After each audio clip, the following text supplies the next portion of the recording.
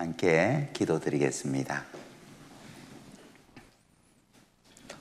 오늘도 살아계셔서 세상의 모든 역사를 주관하시고 또 다스려 가시는 전능하신 하나님 아버지, 또 우리의 귀한 걸음을 진리의 말씀 가운데로 불러 모아 주심을 참으로 감사드립니다. 허락한 이 짧은 시간 우리 삶 가운데 가장 소중한 시간으로 남을 수 있도록 하나님께서 크신 은혜와 자비를 베풀어 주시기를 간절히 원합니다. 아무런 편견 없이 하나님의 말씀을 귀담아 잘 들으실 수 있도록 도와주시고, 그 말씀을 통해서 살아계신 하나님을 만나고 그 말씀을 통해서 값없이 주시고자 하시는 하나님의 크신 사랑과 은혜를 깨달아 알 수 있도록 도와주시옵소서. 마친 시간까지 하나님께서 이 시간 온전히 주관해 주시옵소서. 주 예수님 이름으로 기도하였습니다. 아멘. 같이 구약성경 이사야서 55장 말씀을 찾겠습니다. 구약성경 이사야서 55장입니다. 구약성경 천공 33페이지입니다.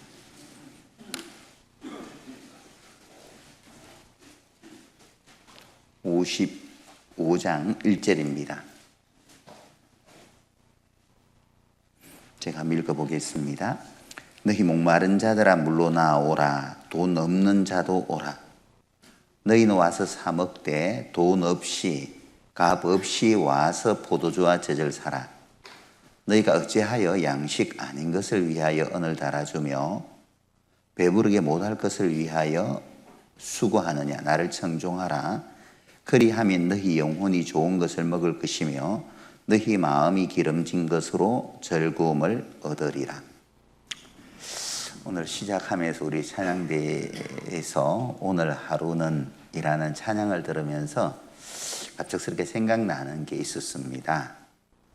어제 제가 말씀 도중에 세상에서 가장 하나님께서 소중하게 보시는 것이 우리 사람이라고 말씀드렸잖아요. 우리 여러분들 각자를 하나님께서 세상 그 무엇보다도 소중하게 여기신다 라고 하나님께서 마태복음 16장에서 말씀을 하셨습니다.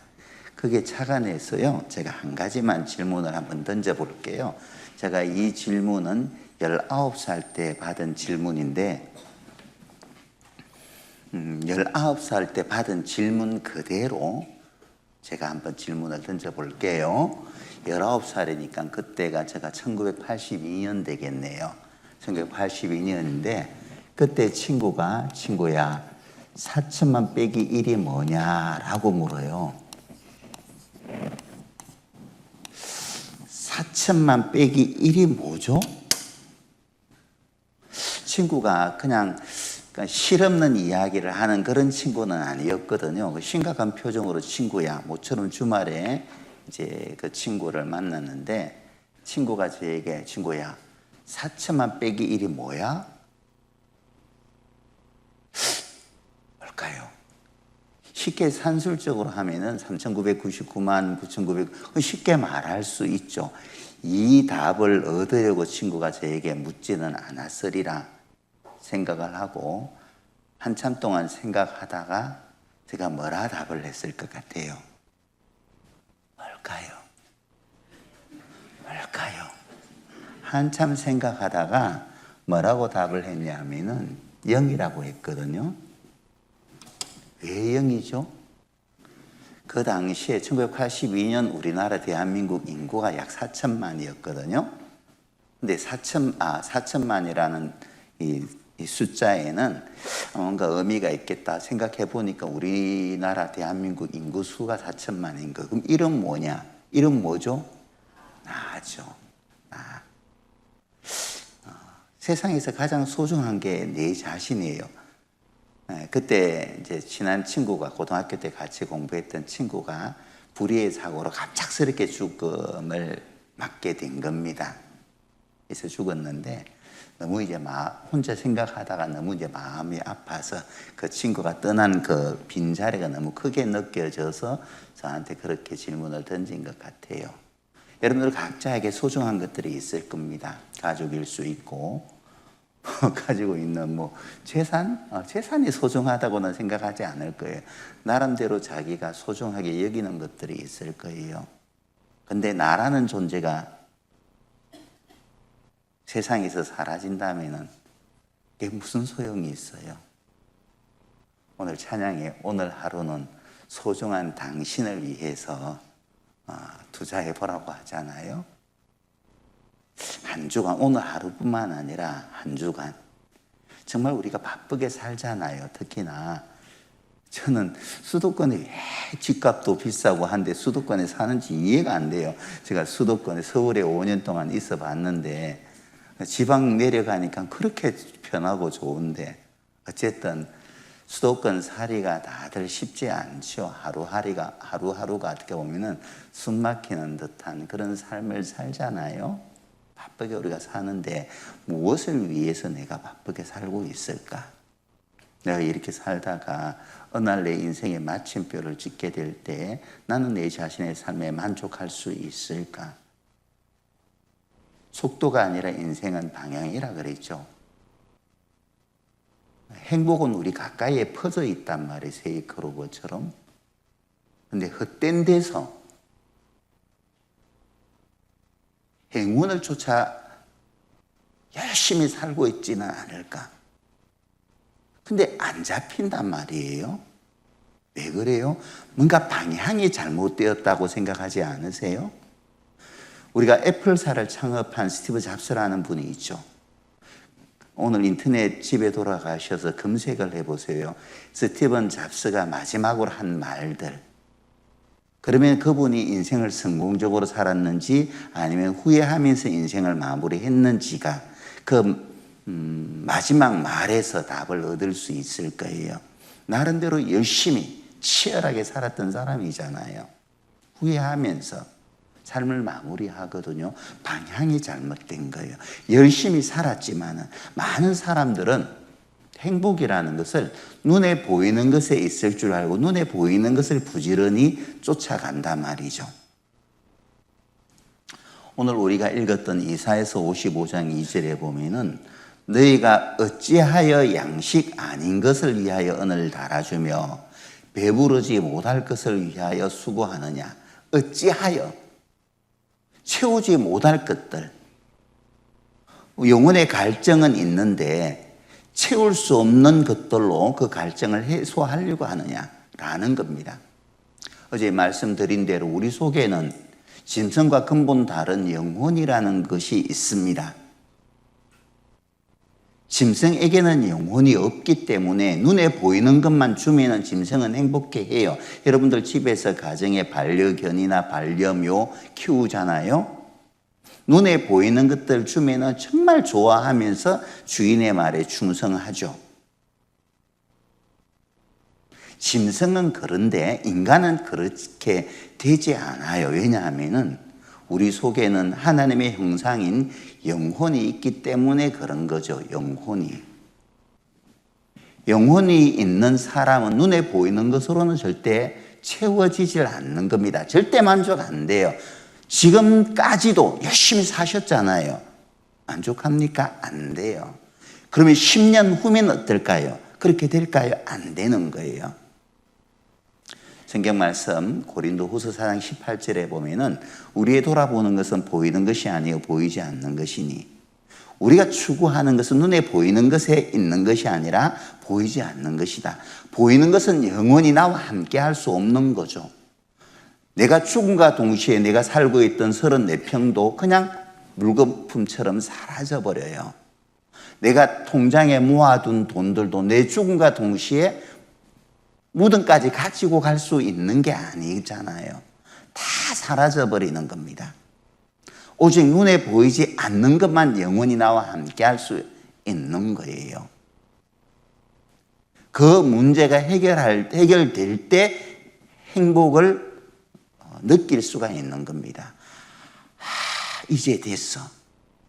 조문도면 석사도 가인이라 진리를 깨달으면은 이제 됐어. 이제 죽어도 괜찮아. 진리가 뭐예요? 도가 뭐예요? 하나님의 말씀이잖아요. 하나님의 말씀을 통해서 삶의 올바른 방향을 깨닫게 될 때에 이제 됐어.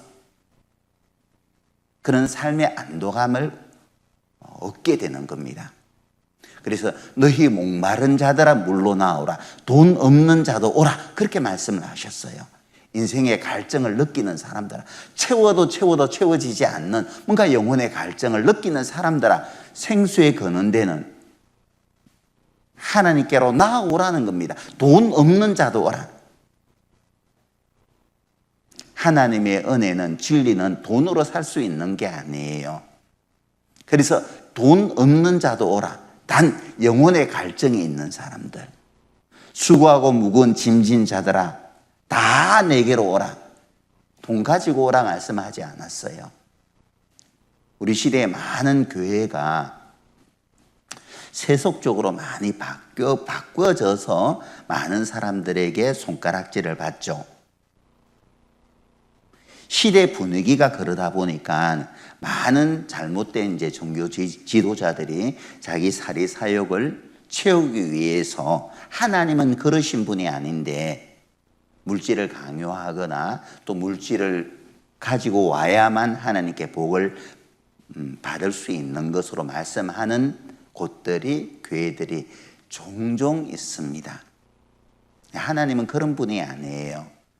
사도행전 17장 24절에 보면은 우주와 그 가운데 있는 만유를 지으신 신께서는 천지의 주제시니 사람이 손으로 지은 전에 계시지 아니하시고 또 무엇이 부족한 것처럼 사람의 손으로 섬김을 받으시는 것이 아니니 이는 만민에게 생명과 호흡과 만물을 친히 주시는 자이심이라.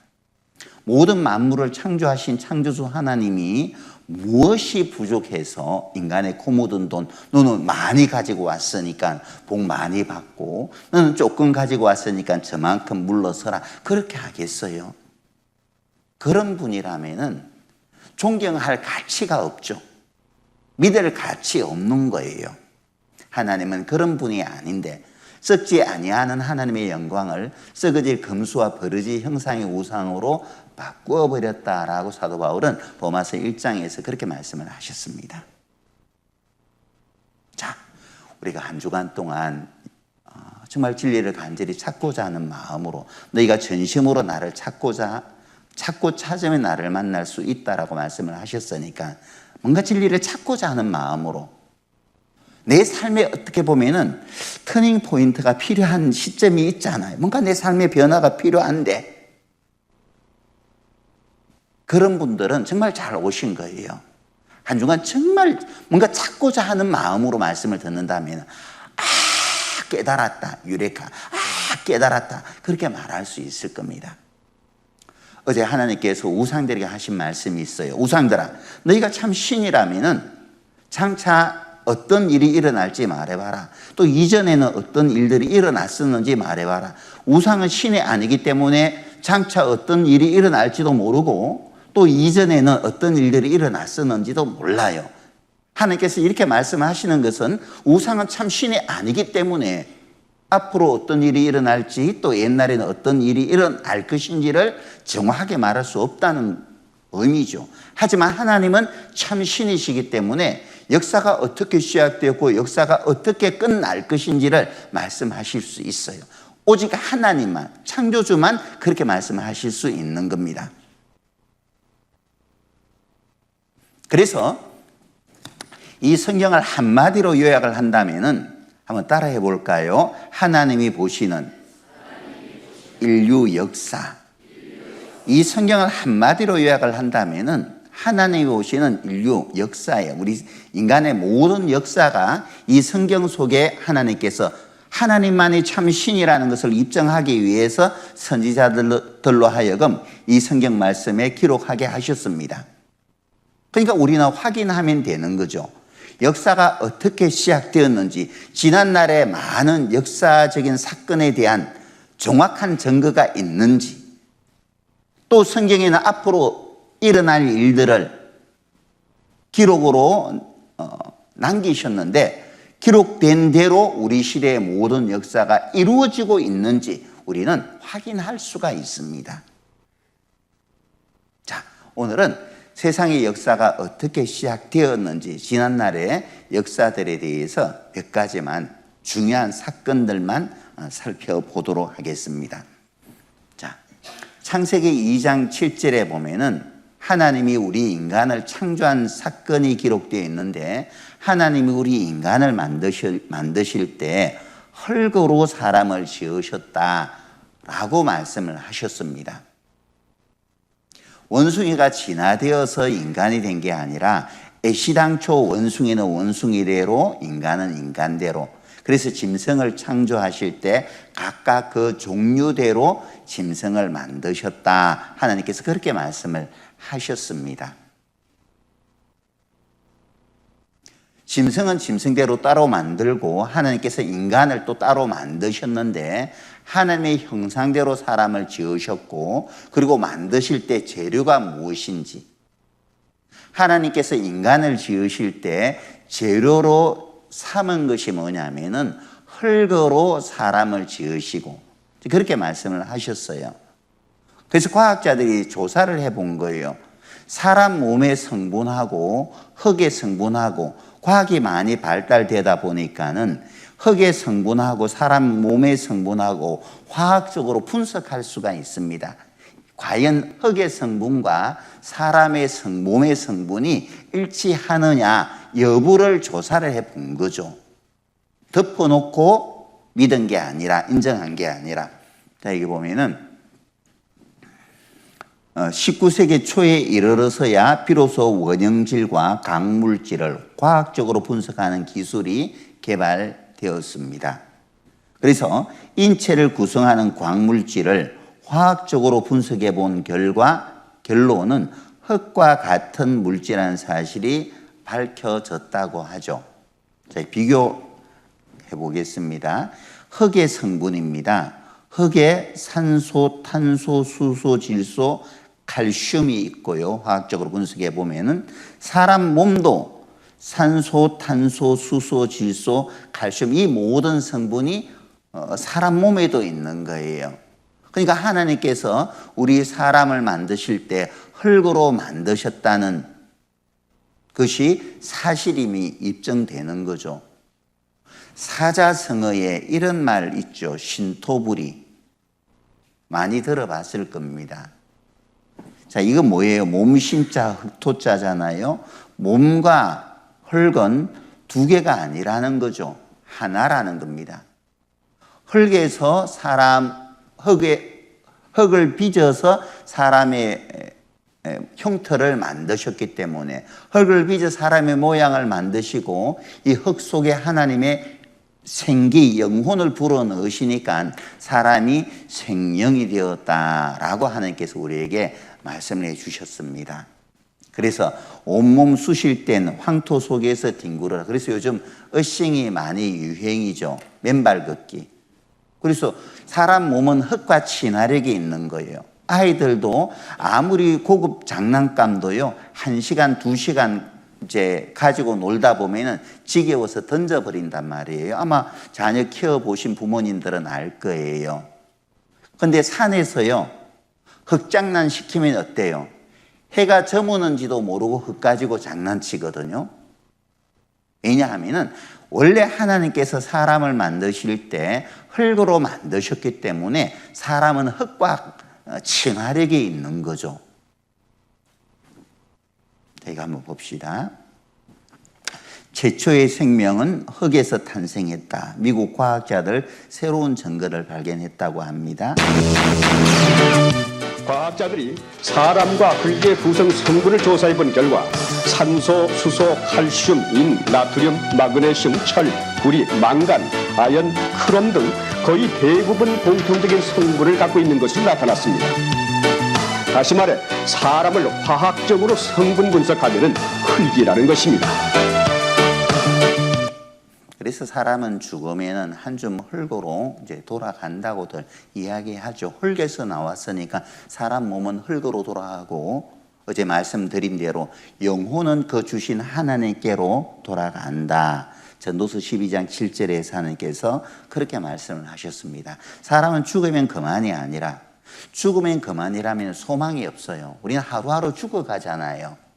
소망 없이 그냥 죽음으로 끝이 나에게 좋은 게 아니죠. 죽음 뒤에 정말 아름다운 천국이 있는 것이 나에게 훨씬 유익한 거예요. 소망이 있기 때문에 죽음이라는 것에 점점 가까워져도 두려움이 없는 거죠. 왜? 더 좋은 곳으로 이동할 것이기 때문에. 자, 보세요. 태아가 엄마 뱃속에서 10달 지내다가 세상으로 이사를 옵니다. 태아는 엄마 뱃속이 전부인 줄 알았을 거예요. 아무 고생하지 않고도 엄마가 주는 영양분 먹고 10달 동안 편안하게 살다가 이제 흠나는 세상으로 태어나요. 그래서 아기가 태어날 때 웃으면서 태어나는 아기들 없잖아요. 살고 하면서 이제 울면서 태어나요. 그리고 세상에 태어나서 7, 80년을 이 몸을 입고 육체를 입고 살아가는 겁니다. 그리고 영원히 살 수 없는 거잖아요. 세상은 어떻게 보면 엄마의 태반과 같은 거예요. 자궁 속에서 아기가 10달이 있듯이 세상에서 우리는 7, 80년 살다가 또 이사를 하는 겁니다. 영원한 세상으로 이사를 하는 거예요. 그래서 사람이 죽으면은 저 세상 가셨다. 세상과 이별하고 별세하셨다. 그런 표현을 우리는 사용을 하잖아요. 죽음으로 끝이 아니죠. 자, 창세기 2장 8절 말씀을 한번 봅시다. 맨 앞입니다. 창세기 2장 8절입니다. 같이 한번 읽어볼까요? 여호와 하나님이 동방의 에덴에 동산을 창설하시고 그 지으신 사람을 거기 두시고. 하나님께서 동방의 에덴에 동산을 만드시고 만드신 남자와 여자를 이 에덴 동산에 살게 하셨다. 그러니까 우리 인간의 조상인 아담과 하와는 어디에서 첫 발을 디뎠느냐 하면은 에덴이라는 동산에서 첫 발을 뗀 거예요. 역사의 시작은 성경에서는 에덴 동산에서 시작되었다. 이렇게 성경은 말하고 있습니다. 그런데 우리는 학교에서 그렇게 배우지를 않았어요. 자, 역사는 어디서 어떻게 시작되었을까? 인류 문명은 우리는 교과서에서 메소포타미아에서 시작되었다. 이렇게 배웠습니다. 근데 성경은 그것이 아니라 인류 역사의 시작은 에덴 동산에서 시작되었다. 이렇게 말하고 있죠. 그러면은 무엇이 맞느냐? 메소포타미아가 맞느냐? 아니면 성경에 기록된 에덴 동산이 맞느냐? 확인해 봐야 되겠죠. 옳고 그름은 따져봐야 되잖아요. 자, 우리가 교과서에서 배운 4대 문명입니다. 제일 오래된 문명이 메소포타미아 문명이고, 그리고 메소포타미아 문명이 에집트에 영향을 미쳐서 에집트 문명이 만들어지고, 그 다음에 인도 문명이 세워지고, 그 뒤에 중국 문명, 황하 문명이 만들어졌습니다. 자, 메소포타미아 문명이 일어난 곳은 우리가 티그리스 강과 유프라데스 강에서 메소포타미아 문명이 일어났다. 이것은 우리가 교과서에서 잘 배웠습니다. 자, 이곳이 둥근 반달 지형을 띠고 있는 이곳이 메소포타미아예요. 메소포타미아, 강이 흐르는 평원이라는 그런 뜻입니다. 두 강 사이라는 그런 뜻입니다. 두 강 사이. 자, 위에 티그리스 강이 흐르고 밑에 유프라데스 강이 흐르는 이 지역이 메소포타미아예요. 여기서 인류가 첫 발을 디뎠다. 우리는 교과서에서 그렇게 배웠는데 성경은 이곳이 아니라 에덴이라고 말하고 있습니다. 에덴에서 인간은 첫 발을 디뎠다. 아담과 하와가. 어느 것이 옳으냐 하는 거죠. 자, 에덴 동산의 위치를 말씀을 하고 있는데 성경에서는, 자, 에덴 동산의 위치가 어디냐? 창세기 2장 10절에서 이렇게 말씀을 하십니다.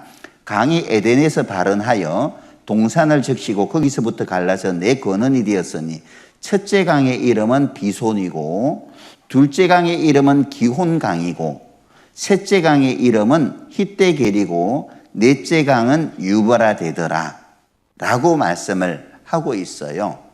첫째 강 비손은 하윌라 온 땅에 둘렀고 기혼강은 구스 온 땅에 둘렀고 히데겔은 아수라는 나라 동쪽으로 흐르고 있고 네 번째 강은 유브라데더라. 근데 영어 성경 보니까 The third river is the Tigris. 세 번째 강은 티그리스라고 말하고 있거든요. 네 번째 강은 Fourth river is the Euphates라고 말하고 있죠.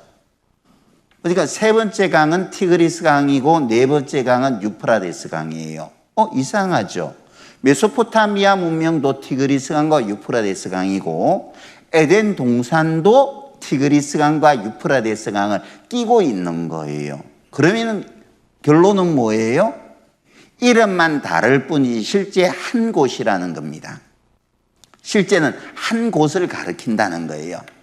자, 이곳이 고대 지도의 하윌라라는 지역이고 여기는 구스 땅입니다. 위가 아수르거든요. 첫 번째 강인 비손강은 하윌라 온 땅에 둘러서며 비손강은 이렇게 흘렸어요. 두 번째 강은 구스 온 땅으로 흘렀고 기혼이라 구스 온 땅에 둘렸고 자, 세 번째 강 히데겔은 아수라 나라가 이게 있는데 아수르 동편으로 흐르며 맞죠? 네 번째 강은 유브라데더라. 유브라데스 강이 이렇게 흐르고 있어요. 이곳이 이 네 개의 강이 만나는 이곳이 에덴 동산 자리인데 메소포타미아도 마찬가지로 동일한 지역이에요. 티그리스 강과 유프라데스 강 사이에 메소포타미아 문명. 에덴 동산도 마찬가지로 세 번째 강, 네 번째 강이 메소포타미아 페르시아만을 향하고 있습니다. 같은 곳이에요. 다른 곳이 아니라. 자, 그래서 고고학자들, 중동 지역서 성서 고고학 발굴 작업이 활발한데 에덴 동산은 지금의 페르시아만이다. 미국의 유명한 미시시피대 조사단에서 잃어버린 강 첫 번째 강인 비손 흔적까지 찾아내었다. 1987년 경향신문에서 보도된 내용입니다. 성경은 역사예요. 그러니까 역사를 공부하는 학자들이 그 지역을 조사할 수가 있습니다. 성경에서는 또 그 지역을 구체적으로 말하고 있잖아요. 에덴 동산의 위치를. 에덴 동산 등 최초의 역사 유적이 수두룩하다. 사실이기 때문에 역사적인 증거들이 쏟아져 나오는 겁니다. 성서 속 에덴 동산은 바로 페르시아만 지역인 이곳이라는 거죠. 자, 에덴 동산 추정 섭지대를 복원하고 있다. 티그리스 강과 유프라데스 강이 만나는 이 지역입니다. 낙조 쓸쓸한 에덴 동산 옛자리. 에덴 동산은 메소포타미아에 있었다. 첫 번째 강인 비손강과 두 번째 강인 기혼강은 오랜 세월이 지나면서 사막 아래로 내려가 버렸어요. 화석화되어 버렸습니다. 그런데 요즘 첨단 기술로 사막 아래를 레이저로 찍어서 사막 아래의 지하를 조사를 할 수 있는데 사막 아래 지하를 조사를 하다 보니까 사하라 사막 아래에 엄청나게 큰 강줄기를 찾아낸 거예요. 그래서 잃어버린 강 비손강과 기혼강을 우리 시대에 찾아낸 겁니다. 콜롬비아호 고대 강 발견했다. 페르시아만 부근입니다. 사하라 사막이에요. 사막에 감추어진 고대 강. 여기는 일찍이 식물이 무성했다라는 겁니다. 지금은 사막이지만은 옛날에는 큰 강이 흘렀기 때문에 식물이 무성했다라는 그 증거를 찾아낸 거죠. 이거 한번 보시겠습니다. 이 모래바다 아래에는 놀라운 비밀이 놓여 있습니다. 1981년 모래사막 225km 상공에서 우주왕복선 콜롬비아호는 이 사막을 내려다보고 특수 사진 촬영을 했습니다. 그 결과는 정말 놀랄만한 것이었습니다. 적외선 촬영은 평평하고 황폐한 넓은 모래면 대신 산과 강, 계곡을 드러냈습니다. 사막의 표면에서 불과 몇 미터 아래에 숨겨진 세상을 폭로한 것입니다.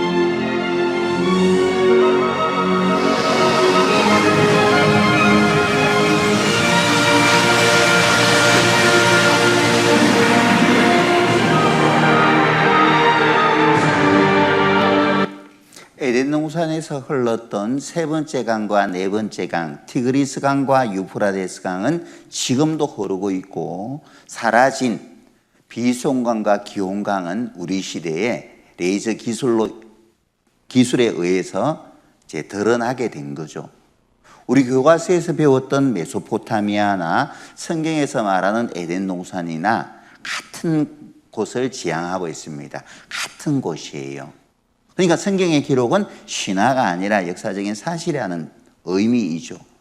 그리고 그 에덴 동산, 우리 조상 아담과 하와가 살았던 에덴 동산이 어디로 갔는지를 성경에서는 구체적으로 말씀을 하고 있는데, 에스겔서 31장 말씀을 보시죠. 구약 성경 에스겔서 31장입니다. 1200페이지입니다. 구약 성경 1200페이지 18절입니다. 18절. 너희의 영화와 광대함이 에덴 모든 나무 중에 어떤 것과 같은고, 그러나 네가 에덴 나무와 함께 지하에 내려갈 것이요. 자, 에덴의 모든 나무가 어디로 내려갔다고 했어요? 지하로. 아담과 하와가 범죄하고 난 후에 하나님께서는 아담과 하와를 에덴 동산에서 쫓아내고 에덴의 모든 나무를 지하로 보내버렸다라고 말씀을 하셨어요. 자, 에덴 동산의 위치가 페르시아만인데, 자, 이거 보시죠. 이곳이 페르시아만입니다. 여기에 삼각형으로 된 표시한 이것이 어떤 부호냐면은 이곳은 유전지대를 가르칩니다. 석유가 많이 이곳에서 나온다는 거예요. 전 세계의 석유의 70%가 이곳에서 나와요. 전 세계의 석유의 70%가. 그러면 어떻게 석유가 이곳에서 가장 많이 나오냐? 석유는 그냥 만들어지는 게 아니잖아요. 원료가 있어야 돼요. 석유의 원료가 되어지는 게 뭐냐면은 동물과 식물의 사체입니다. 참기름은 그냥 만들어지지 않죠. 참기름의 원료가 뭐예요? 들기름의 원료는 들깨, 그렇죠. 콩기름은 콩이고요. 이것을 가열하죠. 가열하고 압착하면은, 누르면은 이제 기름이 짜지는 거예요. 석유도 마찬가지예요. 동물과 식물이 갑작스럽게 땅 아래 매몰되어 버리고, 그리고 밑에는 열이 가해야 되는데, 어제 배웠잖아요. 지하는 불로 뒤집는 것 같고 지하에는 불이 있잖아요.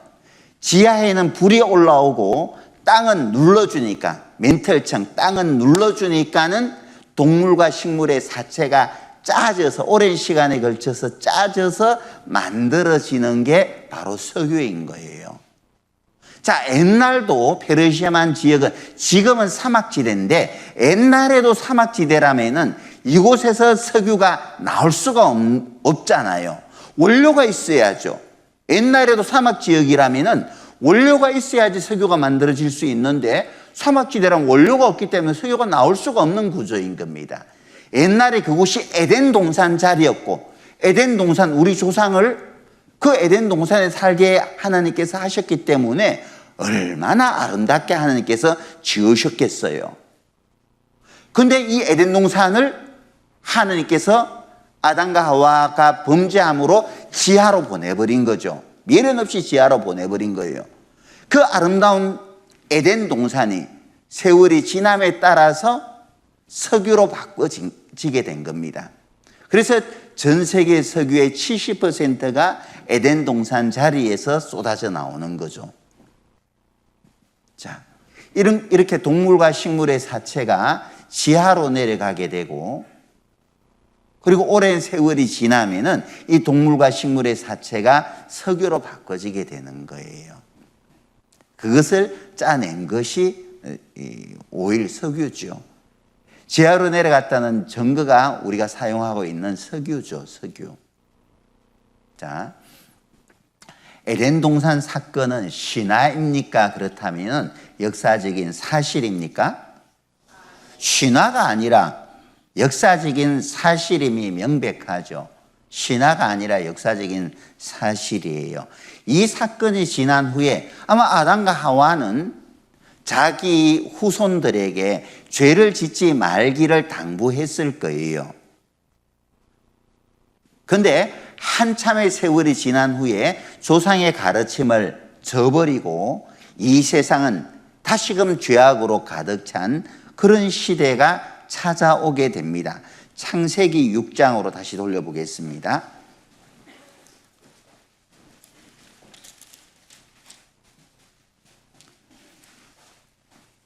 5절입니다.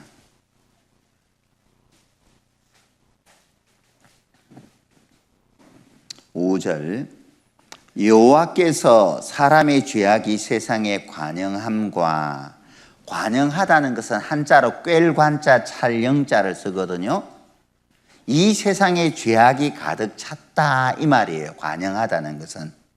그리고 그 뒤에 보면은 그 마음의 생각의 모든 계획이 항상 악할 뿐이 보시고, 사람들의 생각이 항상 악했다는 거예요. 쓰레기장에 쓰레기가 가득 차면은 쓰레기를 비우고 청소를 해야 되잖아요. 마찬가지로 이 세상이 죄악으로 가득 찼으니 하나님이 어떻게 해야 되겠어요? 세상을 청소하셔야죠. 그래서 하나님께서 이 세상을 심판할 것을 작정하십니다. 7절에 보죠. 가라사대 나의 창조한 사람을 내가 지면에서 썰어버리되 사람으로부터 육축과 기는 것과 공중의 새까지 거리하리니 이는 내가 그것을 지었음을 한탄함이니라 하시니라. 그러나 노아는 여호와께 은혜를 입었더라.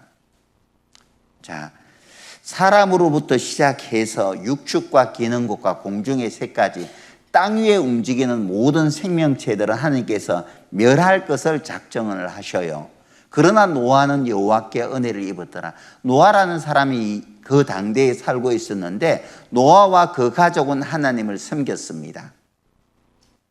그래서 노아에게는 하나님께서 피할 길을 나중에 말씀을 해 주셔요.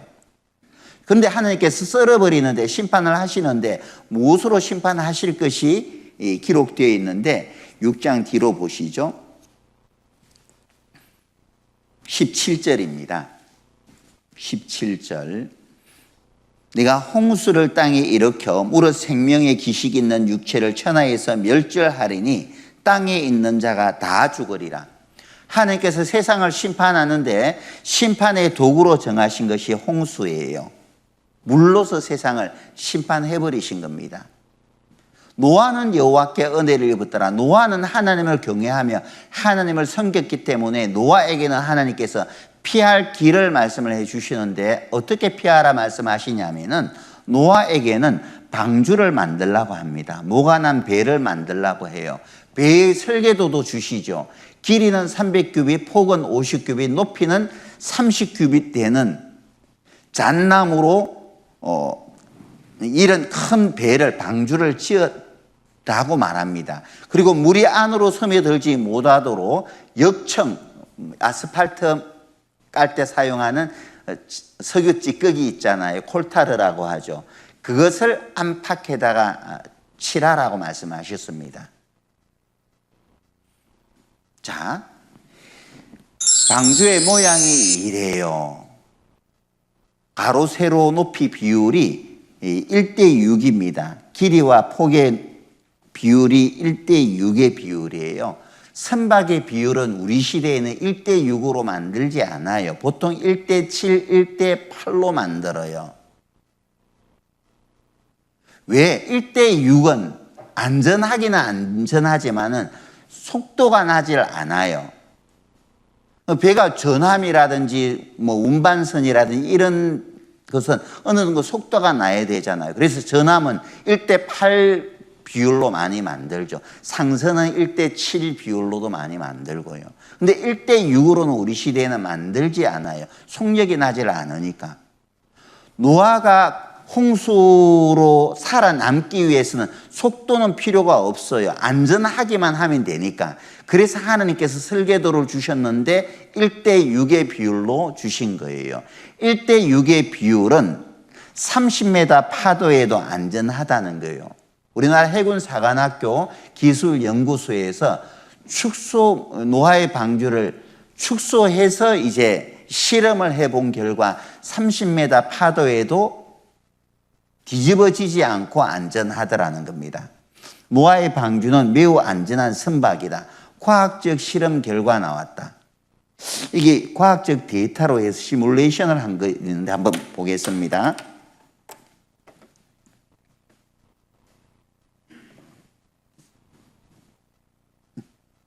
안 나오네요. 이거 죄송합니다.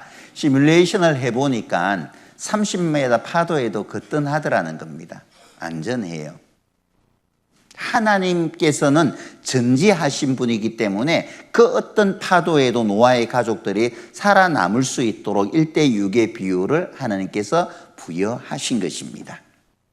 자, 창세기 6장 22절에는 노아는 하나님을 경외하는 사람이었기 때문에 하나님께서 말씀하신 대로 이 방주를 다 만들었다, 준행하였다, 방주를 완성했다, 이렇게 이제 기록되어 있죠. 방주가 완성되자마자 이제 비가 쏟아지는데 창세기 7장 17절에 보면은 홍수가 땅에 40일 있었는지라 물이 많아져 방주가 땅에서 떠올랐고 물이 더 많아져 땅에 창이라며 방주가 물 위에 떠다녔으며 물이 땅에 더욱 창이라며 천하의 높은 산이 다 덮였더니. 자, 40일 홍수가 쏟아지니까 천하의 높은 산이 다 덮어버렸다. 이렇게 말씀을 하셨으니 그러면 덮어놓고 믿을래요? 따져볼래요? 따져봐야 될 거잖아요. 확인해 봐야 될 거잖아요. 확인해보고 천하가 가장 높은 산까지 덮인 증거가 있다면은 이 성경의 사실이니까 하나님 믿어야 됩니다. 자, 하나님은 믿을 수 있도록 증거를 남기셔요. 덮어놓고 믿으라고 하나님께서 우리에게 절대 강요하지 않습니다. 자, 이것이 에베레스트 산이죠. 8,848m, 세계에서 가장 높은 산이죠. 이 산이 바닷물에 덮였다면은 가장 높은 산이 덮인 게 맞잖아요. 근데 영국 등반대가 밝힌 에베레스트 정상 부분의 진실, 에베레스트 정상에서 이게 바다에서 사는 암모나이트라는 조개입니다. 암모나이트 조개 화석이 에베레스트 정상에서 발견되고 있단 말이죠. 이건 뭐예요? 어떻게 이 암모나이트 조개가 에베레스트 정상까지 기어서 갔답니까? 할 수 없는 거잖아요. 노아의 때 에베레스트 산까지 바닷물로 완전 덮였다는 명백한 증거죠. 명백한 증거인 겁니다. 이 마추픽추, 세계 7대 불가사의 가운데 하나입니다. 마추픽추, 페루에 있죠. 안데 산맥에 있습니다. 해발 2,400m인데, 자, 저희 교회 선교사님이 이게 4,500 고도계를 가지고 이곳이 4,554m입니다. 고도계로 찍었어요. 지금 4,500m에 올라가 있습니다. 자, 폼을 잡았는데 돌멩이 붙잡고 폼을 잡았어요. 이 돌멩이가 과연 뭘까? 무슨 돌일 것 같아요? 돌멩이들이 이렇게 쭉 세워져 있잖아요. 이 돌멩이가 뭐처럼 보여요? 이게 뭐예요, 이게?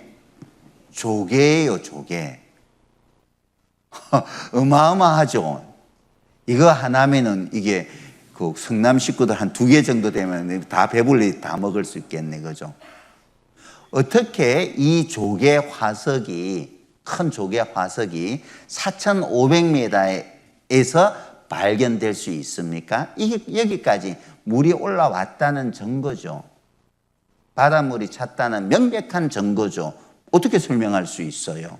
이 큰 조개를, 엄청나게 많은 양의 조개를 어떻게 이 위에까지 갖다 올려놓을 수가 있겠습니까? 자, 가까운 곳입니다. 안대산맥 바로 북은 옆이라고 해요. 저는 안 가봐서 모르는데, 저희 이제 구미교회 청년이 아니네. 지금 이제 서울에 전도사로 가셨는데요. 그 전도사님이 선교 가서 이제 찍은 사진이에요. 이 전도사님이 이제 갔는데 잘생겼죠. 구미 출신이에요. 여기가 3010m예요. 제가 시키지도 않았는데 딱 고독해가지고 3000m입니다 하고 찍은 거예요. 3000m에서 하얀 이 밭이 뭐예요? 소금밭이에요. 소금밭. 염전은 바닷가에 있어야 되잖아요. 근데 3000m에서 어떻게 이런 소금밭이 나올 수 있습니까? 바닷물이 이곳까지 올라왔다는 증거잖아요. 한 번은 꼭 가보고 싶은 곳이죠. 볼리비아 우유니 소금 사막입니다. 가서 사진을 찍으면 데칼코마니가 만들어진다고 하는 정말 아름다운 곳인데 해발 3600m의 위치에 있습니다. 우리나라 강원도 땅보다는 더 넓은데 이것이 다 소금 사막이에요. 소금 사막이에요. 어떻게 3600m의 강원도 땅보다 넓은 소금 평원이 만들어질 수 있죠? 어떻게 설명할 수 있어요? 바닷물이 올라왔다는 명백한 증거지 않습니까? 우유니에 있는 인카와시라는 조그마한 섬이에요. 이게 섬. 왜 이게 유명하냐면은, 인카와시가 왜 유명하냐면은 이 조그마한 이 산처럼 생긴 언덕이 다 산호초 군락 지역인 거예요. 이게 산호초예요. 아무도 안 놀래네. 산호초는 바닷속에 있어야 되잖아요. 3600m에 언덕처럼 산호, 동산이 만들어져 있는 거예요. 바닷물이 올라왔다는 증거죠.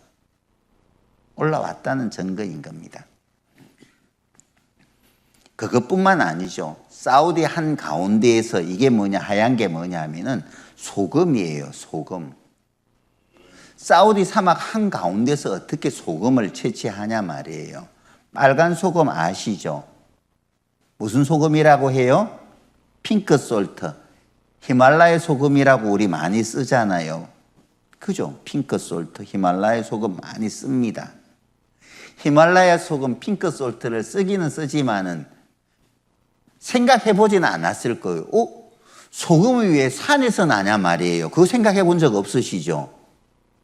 소금이 바닷가에 있어야 되는데 어떻게 히말라야 산에서 이 소금을 채취하냐 말이에요.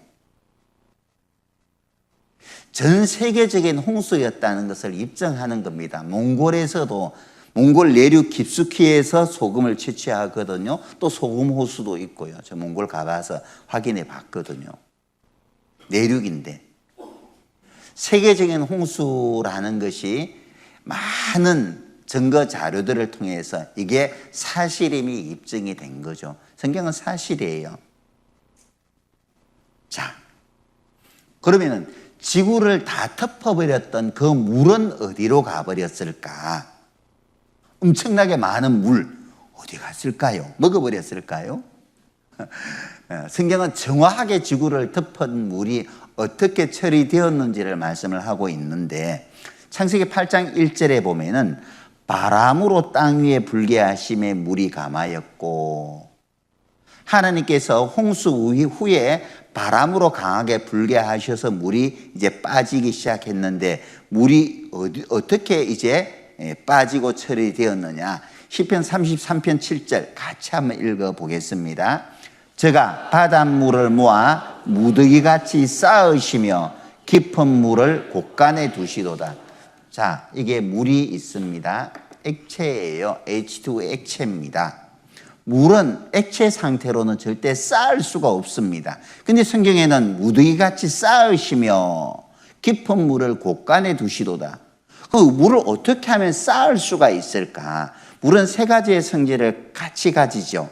기체, 수증기가 되면 기체예요. 그리고 얼리면 고체가 되죠. 얼음이 있잖아요. 그러면 쌓으려면 어떻게? 고체로 바꾸면 돼요. 얼렸다는 겁니다. 그래서 지구에서 가장 추운 곳이 북극과 남극인데 강한 바람으로 불게 하셔서 지구를 다 물을 북극과 남극으로 다 밀어버렸다는 거예요.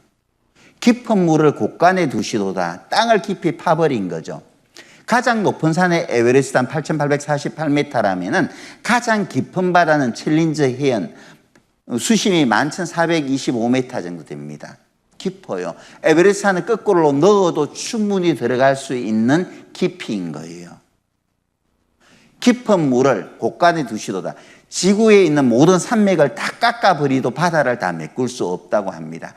해수면을 깊이 파버린 거예요. 그래서 지구를 덮었던 그 물을 다 처리하신 것이죠. 자, 보시겠습니다. 남극의 넓이가 아시아보다 이게 보면은 아시아, 아메리카, 아프리카 다음으로 네 번째 넓은 대륙이라고 합니다. 남극의 넓이가. 한반도의 61배 넓이에요. 얼음 두께가 최고 4,000m짜리 두께가 있고요. 자, 북극과 남극의 얼음이 녹아버리면 해수면이 지금보다 60m가 올라가 버려요. 그러면 웬만한 도시는 다 물에 잠겨버리죠. 밀물까지 일어나면 웬만한 산까지 다 덮여버린다고 합니다. 챌린저 해안 11,529m. 에베레스트 산을 거꾸로 넣어도 충분히 잠겨버리는 깊이죠.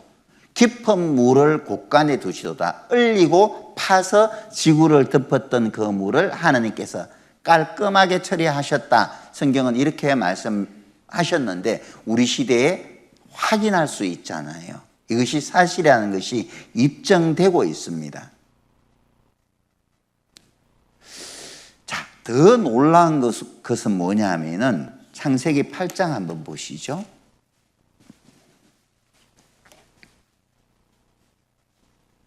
8장 4절입니다. 7월 곧그달 17일에 방주가 아라랏 산에 머물렀으며 노아의 가족을 태운 이 방주가 어디에 머물렀다고 되어 있느냐 하면은 아라랏이라는 산에 머물렀다라고 말씀을 하고 있습니다. 이 사건은 지금으로부터 약 4,500년 전에 일어났던 사건이에요. 근데 자 보세요. 우리나라가 지금은 대한민국이고 100년 전에는 우리나라 국호가 무엇이었습니까? 조선이었었어요. 600년 전에는 고려였고요. 그리고 400년 전에는 삼국시대로 들어가죠. 예전에도 이곳이 아마 성남은 아니었을 거예요. 지명이 많이 바뀌잖아요. 세월이 지남에 따라서.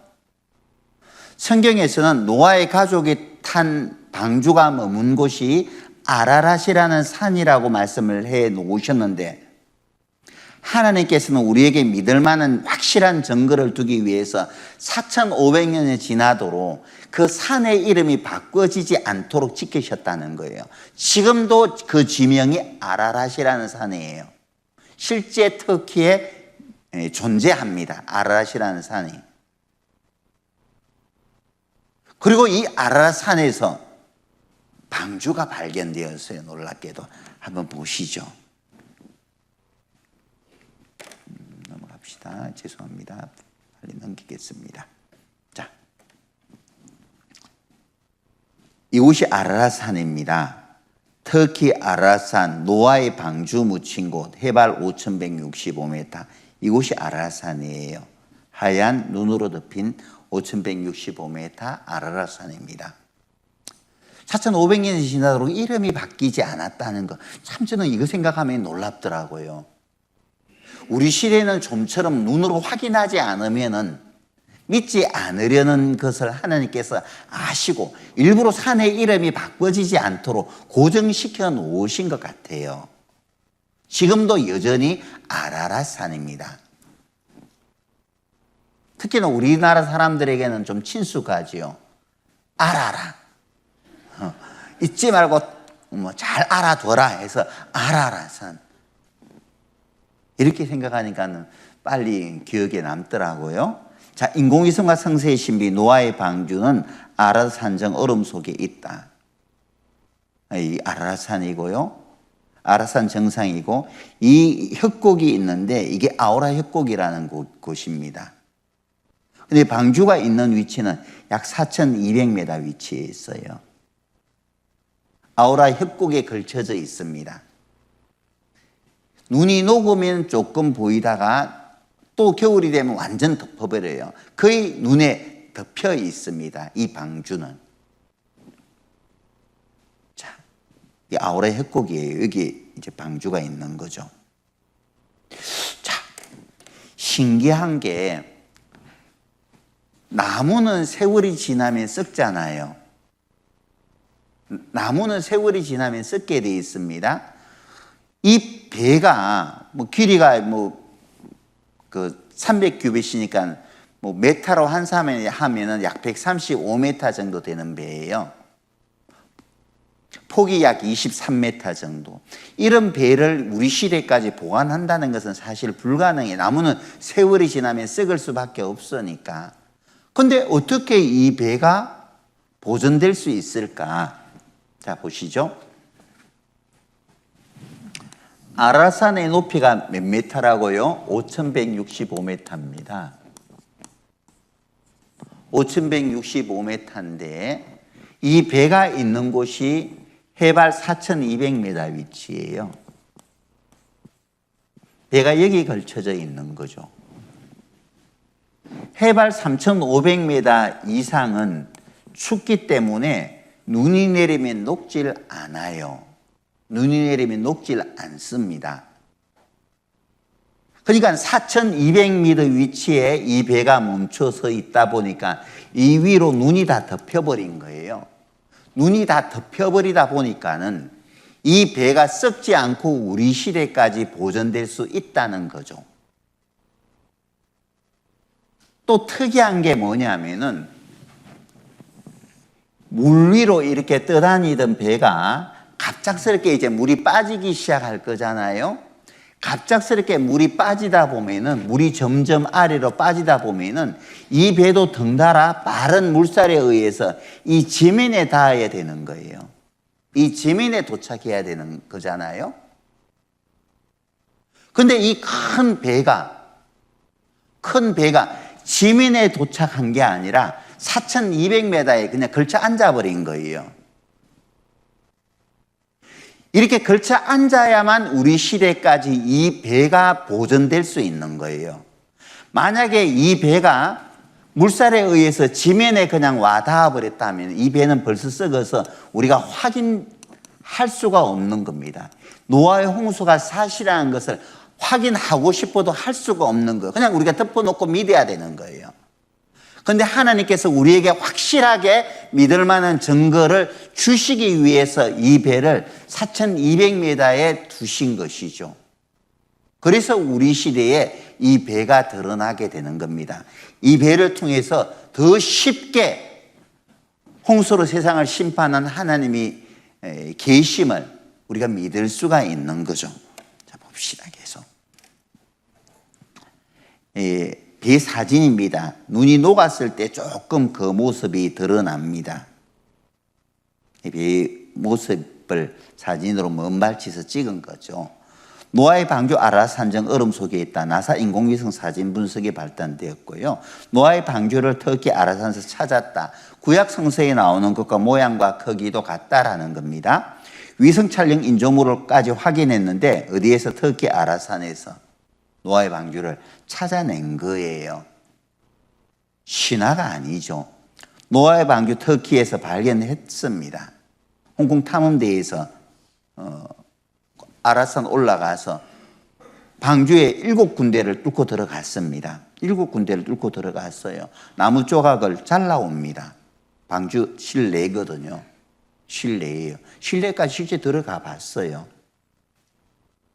실내죠. 지푸라기가 있고요. 기둥들이 있잖아요. 노아의 방주 고고학적 증거를 찾아냈다는 거죠. 아라라산 올해 목조 건축물 발표회, 북경에서도 이 발표회를 가졌고 홍콩에서도 가졌습니다. 많은 사람들이 이 노아의 방주를 목격했다라는 것을 이제 책으로 집필한 것들이고요. 자, 이게 중국 북경 방송에서 홍콩 탐험대가 노아의 방주를 찾았다는 것을 북경 중앙 뉴스에서 보도한 내용인데 한번 보도록 하죠. 2000년 전에 중국 역사에 기록된 노아의 방주가 홍수 후 터키 아라랏산 위에서 발견되었습니다. 요즘 이 노아의 방주와 관련된 영화 2012년에서도 노아의 방주가 등장합니다. 그래서 중국 홍콩 탐험대가 아라랏산을 관리하는 정부 탐험대와 연합하여 연구 확인하러 노아의 방주가 있는 곳에 올라갔습니다.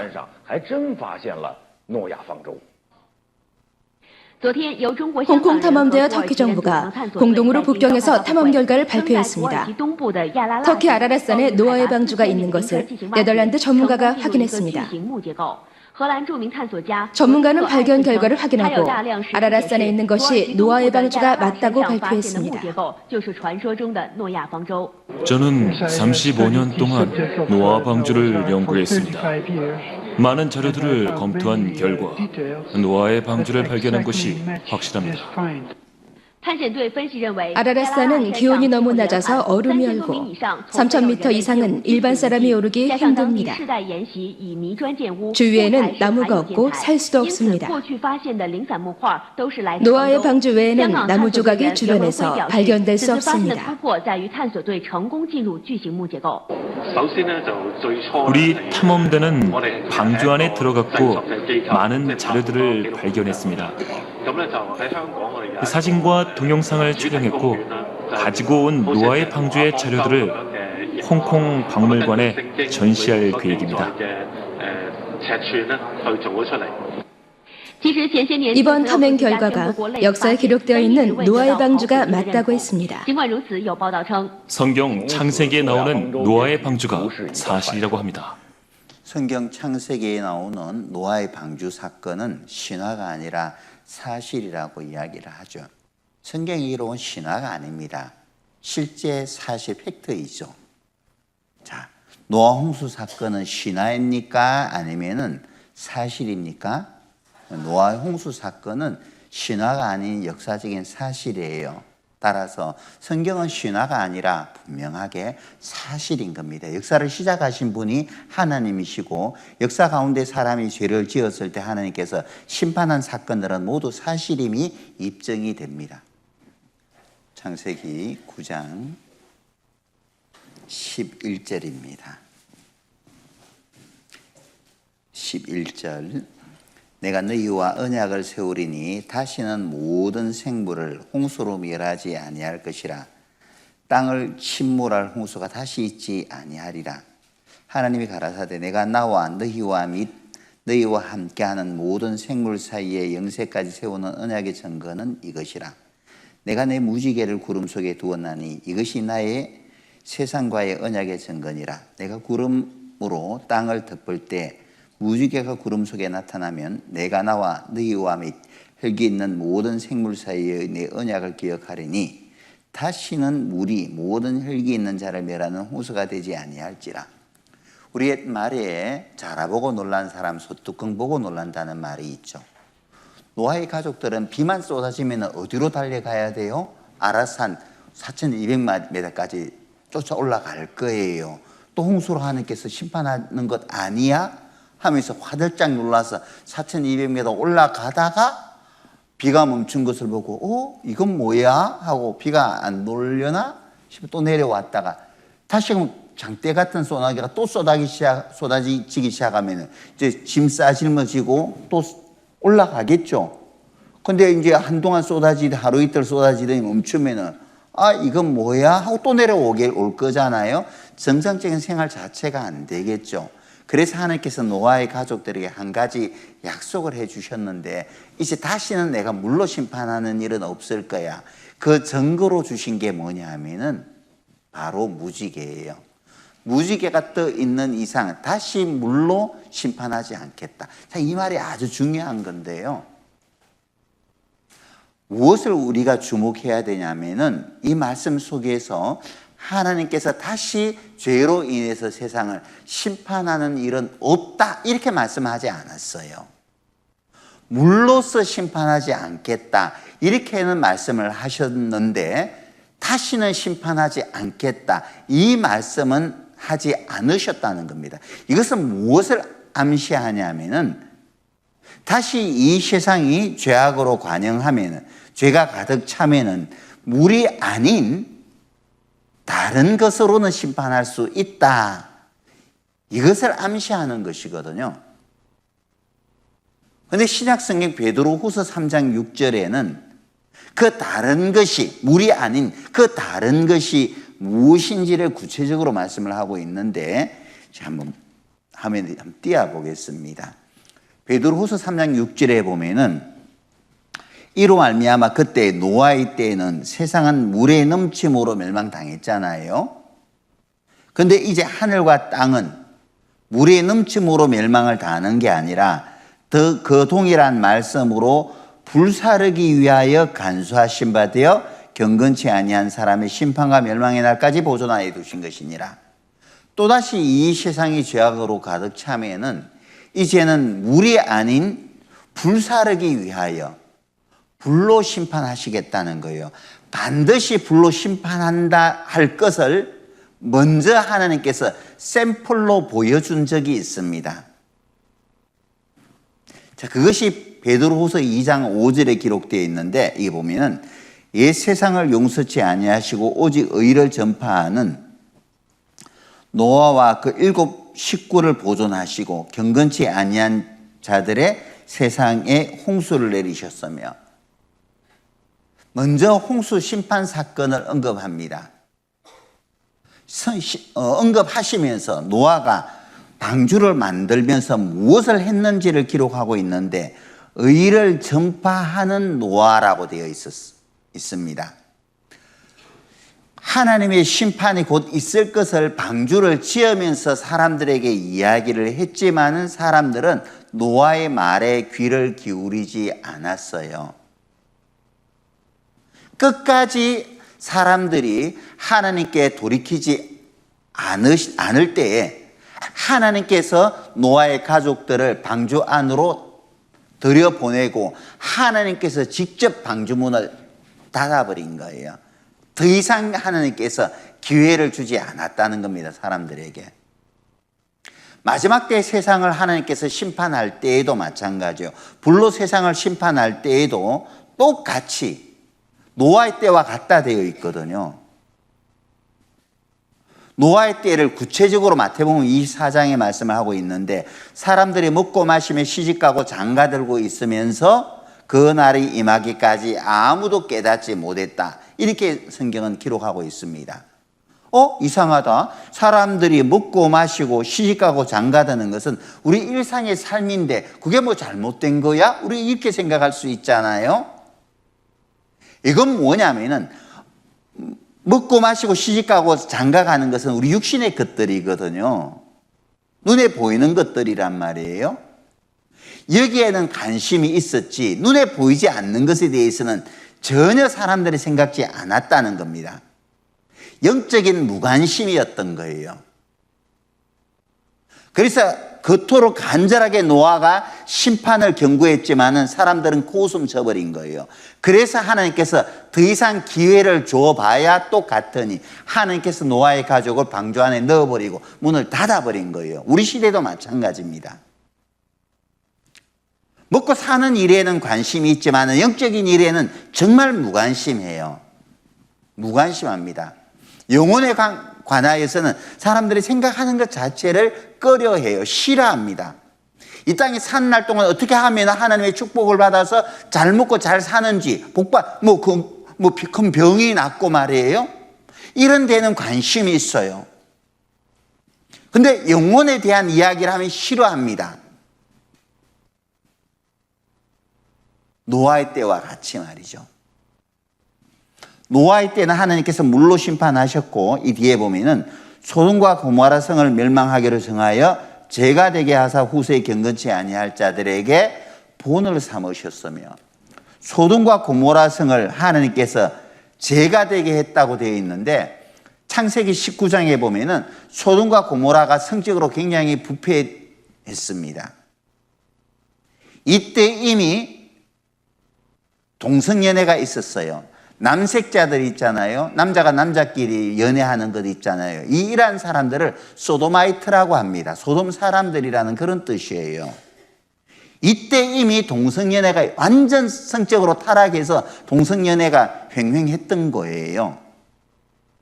더 이상 눈 뜨고 볼 수 없는 그런 세상이 되었다는 겁니다. 소돔과 고모라 지역이. 그래서 하나님께서 롯의 가족을 소돔과 고모라 성에서 빼어내고 난 후에 소돔과 고모라 성을 불과 유황을 비오듯 소돔과 고모라 성에 쏟아 부어서 심판했다라는 말씀이 창세기 19장에 기록되어 있는데 잠깐 보시죠. 롯이 소알에 들어갈 때 해가 돋았더라. 여호와께서 하늘 곧 여호와에게로서 유황과 불을 비같이 소돔과 고모라에 내리사 그 성들과 온들과 성에 거하는 모든 백성과 땅에 난 것을 다 엎어 멸하셨더라. 소돔과 고모라는 본복이에요. 본을 삼으셨으며 그랬잖아요. 본복이에요, 본복이. 봐라. 죄가 가득 차면 내가 심판하지 않더냐. 반드시 심판한다는 겁니다. 우리 시대에는 그래요. 안 믿는 사람들의 입에서도 말세라는 말이 나오죠. 뭐 뉴스 보다 보면 야 말세야 뭐 세상이 어떻게 되려고 그런 말들을 하잖아요. 하나님이 정해놓은 질서 자체가 깨뜨려지는 그런 시대 속에 우리가 살고 있단 말이에요. 천륜이 무너지죠. 그 증거로. 그죠? 부모와 자식 간의 관계는 천륜이에요. 근데 부모와 자식 간의 관계인 이 천륜이 무너지고 있는 시대 속에 살고 있어요, 우리가. 모든 식물, 동물은 암수가 정해져 있습니다. 그게 자연의 조화예요. 뭐 짐승이 암컷끼리, 수컷끼리 교미하는 거 보셨습니까? 없잖아요. 근데 우리 시대에 이런 일들을 한단 말이에요. 또 이것을 버젓이 합법화 시키려고 해요. 어쨌든 하나님이 정해놓은 질서 자체를 사람들이 막 깨뜨리려고 하죠. 얼마나 도덕적으로는 문란합니까? 21세기 최고로 각광받는 산업 중에 하나가 섹스 산업이죠. 말할 수 없습니다. 말하기가 나쁘끄러울 정도예요. 주변 나가면 얼마나 모텔들이 흥황하고 있습니까? 성행합니까? 수요가 있으니까 공급이 따르는 거예요. 수요가 있으니까. 돈으로요, 안 될 게 없어요. 자, 결국은 하나님께서 불로서 심판합니다. 불로서. 자, 성경 기록 사실에 가깝다. 불에 탔다는 소돔과 고모라 성 흔적 발견했어요. 흔적 발견했으면 고고학적인 증거가 있으면 사실에 가까운 게 아니죠. 그죠? 성경의 기록 사실이다 이렇게 말해야 돼요. 근데 기자는 하나님을 믿지 않으니까 사실에 가깝다 이렇게 이제 말하고 있는 거죠. 그래도 고맙다. 가깝다고 했으니까 그죠? 소돔과 고모라 성 찾았잖아요. 입증된 겁니다. 이게 역사적인 사실이니 입증된 거예요. 소돔과 고모라 사회 인근에 실제한다는 겁니다. 오늘날 위치는 소돔은 벳-에드라라는 지역이에요. 제가 가서 찍은 사진인데 벳-에드라 세미트리즈라고 돼 있어요. 세미트리는 공동묘지거든요. 여기 입구에 보면은 철조망으로 쳐놨어요. 들어가지 말라고. 발굴하기 위해서 철조망을 우리가 갔을 때는 쳐놓았더라고요. 여기서 불에 탄 사람의 시신이 수만 구가 발견된 거예요. 여기가 벳-에드라 지역 소돔이고요. 여기가 누메이라 고모라입니다. 소돔과 고모라와 함께 불에 탄 곳이 아드마와 스보임입니다. 사해 부근에 다 이 4개 도시가 뭉쳐 있습니다. 이 4개 도시가 불과 유황으로 하나님의 심판을 받은 곳이에요. 지금도 유황 덩어리들이 발견됩니다. 보통 일반 화산이 폭발했을 때 나오는 유황은 롬빅 타입으로 노랗게 되어 있어요. 소돔과 고모라 지역에서 발견되는 유황만 하얀색을 띱니다. 보통 롬빅 타입의 유황, 화산이 폭발할 때 만들어지는 유황은 유황 성분이 약 40%예요. 롬빅 타입인데 약 40%입니다.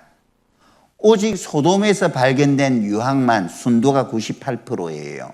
하늘에서 불과 유황이 쏟아졌다 그랬잖아요. 그게 순도 98% 유황이 소돔 고모라 지역에서 나오는 것이 결코 이상한 게 아니죠. 역사적인 사실이기 때문에. 이 사람 뼈예요. 불에 탄 사람의 뼈 조각입니다. 소돔과 고모라 성이 성적으로 타락했을 때 하나님께서 불과 유황으로 심판했듯이 마찬가지로 어느 날 이 세상이 성적으로 소돔과 고모라 성처럼 타락하면 하나님께서 그렇게 심판하신다는 거예요. 요즘 보면은 아버지가 친딸을 성추행하는 것도 있죠. 참 심란해요. 짐승도 그 짓은 안 하잖아요. 돈이 많은 할아버지들이요, 자기 손주뻘 되는 아이들을 돈으로 사요. 성매수하잖아요. 얼마나 부패하고 타락했어요. 이루 말할 수 없습니다. 우리나라만 그런 게 아니에요. 못 사는 나라는 더 그렇더라고요. 그런 게. 얼마나 성적으로 부패하고 타락했는지 몰라요. 소돔과 고모라는 저만침 가라 할 정도입니다. 모든 죄는 몸 밖에 있거니와 음행하는 죄는 자기 몸에게 흔적을 남기는 죄예요. 그래서 결국은 이 세상의 심판을 재촉하는 죄는 음행죄일 겁니다. 음란한 죄일 거예요. 소돔과 고모라 성이 음란한 죄로 멸망당했듯이 말이죠. 방송도 부추기죠. 우리 교회 성도들은 제발 아침 드라마는 안 봤으면 좋겠어요. 아침 드라마 보면은요, 거의 다 불륜이죠. 요즘 저는 아침 드라마 아예 보지를 않으니까 몰라요. 불륜이라 합디다. 동성은 뭐 동성애 뭐 이런 것들도 다루고 있고요. 막 심란하다고 합니다. 부추기는 거예요. 제가 이제 어느 지역에서 50대 아주머니들 6명을 동시에 상담을 했는데요. 요즘은 이제 애인이 많다며요 하니까 요즘 애인 많다고 합디다. 애인 있잖아요. 남편은 남편이고 애인은 애인이고, 그죠? 그래서 애인 많다고 하는데 맞아요? 물어봤더니 웃으며 6명이 동시에 웃으면서 하는 말이 참 가관이에요. 요즘 애인이 없으면은 6급 장애예요 하더라고요. 맞아요? 이긴 다 6급 장애들만 다 있는 것 같아요. 그 정도죠. 그 정도예요. 제가 예전에 부산에서 직장 생활할 때 부산은 부산 사람들 죄송합니다. 비하하려고 하는 게 바닷가 사람들이 좀 그런 게 좀 심란해요. 성적으로는. 뭐 얼마나 불륜이 많은지 몰라요. 자, 소돔과 고모라 성을 불과 유황으로 심판했듯이 이 세상이 성적으로 타락하면 결국은 하나님께서 불로서 세상을 심판합니다. 자, 소돔의 불심판은, 소돔과 고모라 사건은 신화입니까? 그러면은 역사적인 사실이에요. 역사적인 사실이에요. 역사적인 사실이라면은 성경은 사실이에요. 성경은 명백한 사실이잖아요. 하나님은 우리에게 덮어놓고 믿으라 말씀하지 않아요. 확실한 증거를 보여주시고 믿으라 하시죠. 창세기 10장 1절입니다. 10장 1절입니다. 노아의 아들 셈과 함과 야벳의 후예는 이러하니라. 홍수 후에 그들이 아들을 낳았으니, 노아에게는 3명의 아들이 있는데 그 첫 번째 아들이 셈이고 두 번째 아들이 함이고 세 번째 아들이 야벳이에요. 창세기 10장 32절에 어떻게 말씀을 하고 있느냐 하면은 홍수 후에 이들에게서 셈과 함과 야벳으로부터 땅의 열국 백성이 나뉘었더라. 모든 열국 백성은 노아의 자녀인 셈과 함과 야벳의 후예라는 겁니다. 성경은 이렇게 말씀을 하고 있는데 우리가 배우는 교과서에 보면 고등학교 교과서에 보면은 이렇게 말하고 있죠. 오리엔트 세계의 활약한 중요한 민족은 셈족과 함족과 야벳족이다. 셈은 황인종의 조상이 되고 함은 흑인의 조상이 됩니다. 에집트인이라고 되어 있잖아요. 야벳은 코카스스계라고 하죠. 백인의 조상이 되는 거예요. 셈과 함과 야벳으로 말미암아 모든 민족이 나눠지게 되는 거예요. 성경의 기록과 우리가 배우는 역사와 정확하게 일치한다는 거죠. 성경이 사실인 거예요. 자, 창세기 19장 한번 보죠.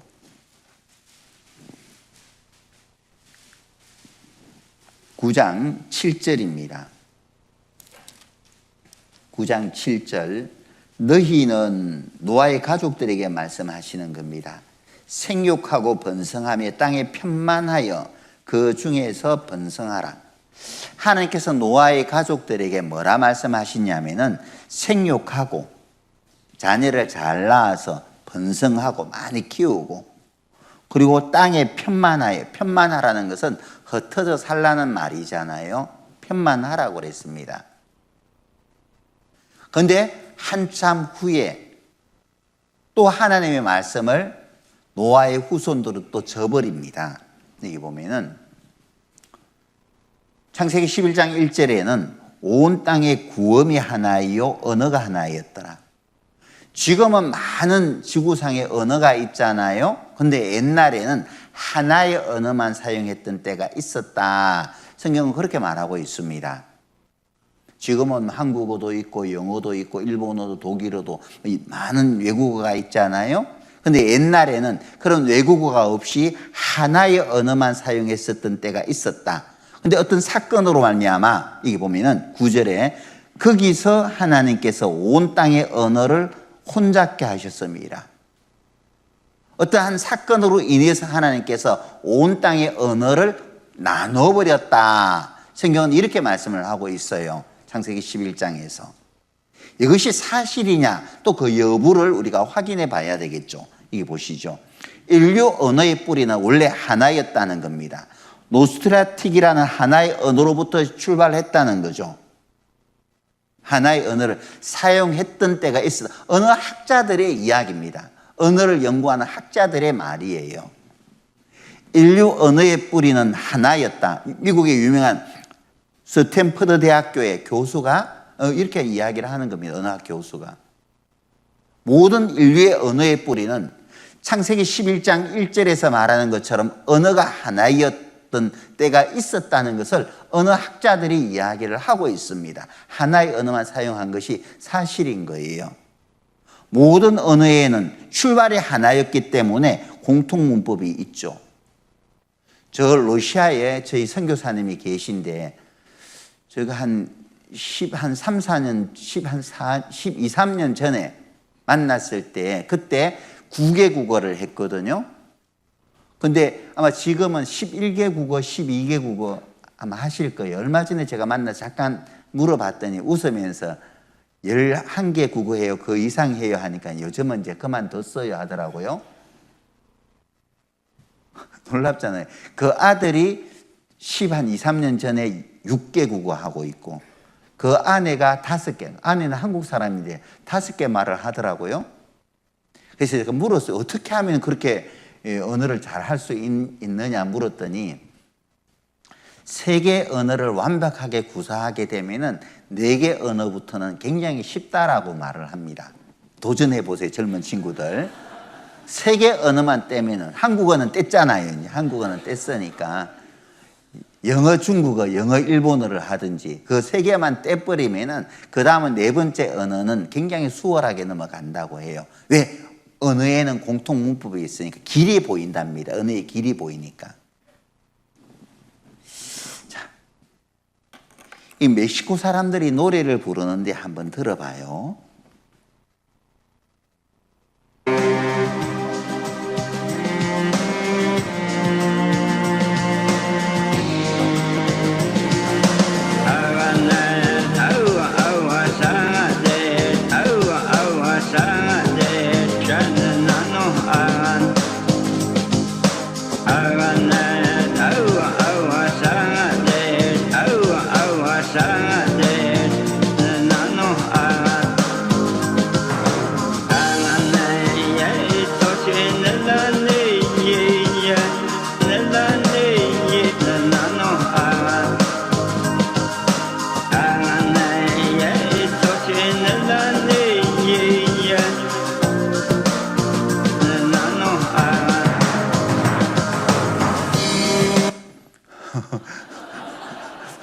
멕시칸 인디안들이 말이 통하잖아요. 알아듣겠죠? 아기가 막 그 엄마 놓쳐가지고 막 울고 있으니까 이동하는 과정에서 엄마를 잠깐 놓쳐버렸겠죠. 그러니까 아기야 괜찮아. 난 너 알고 엄마 곧 데려줄 테니까 가만히 있어. 이제 다독거리면서 불렀던 노래였던 것 같아요.